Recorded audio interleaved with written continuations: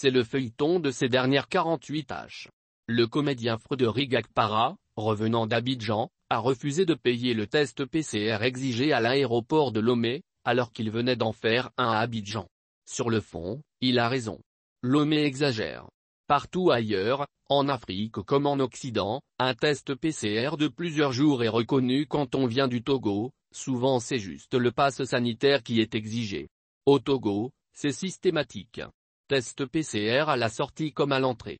Je vais encore faire une interpellation à ce sujet. Réciprocité de reconnaissance des tests PCR et ouverture des frontières. Trop c'est trop.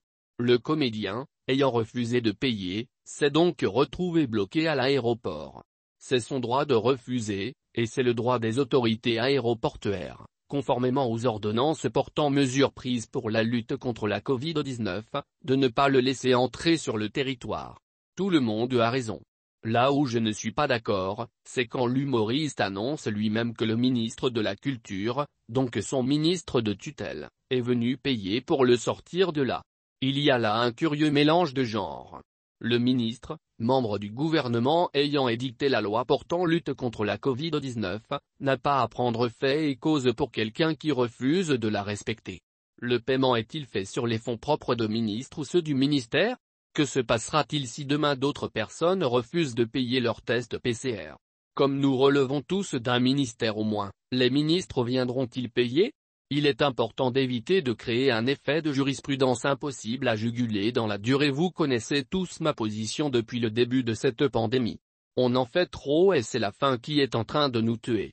Mais ce n'est pas au ministre d'intervenir pour accompagner une violation de la loi.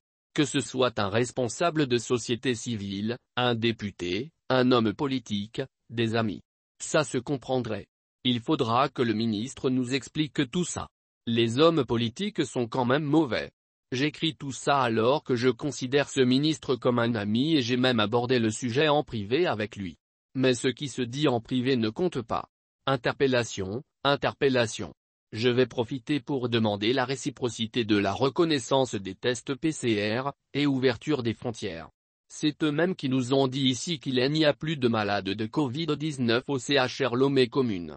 On va transformer l'hôpital là en lieu d'hospitalisation des malades de la faim. Il y a du monde à l'appel.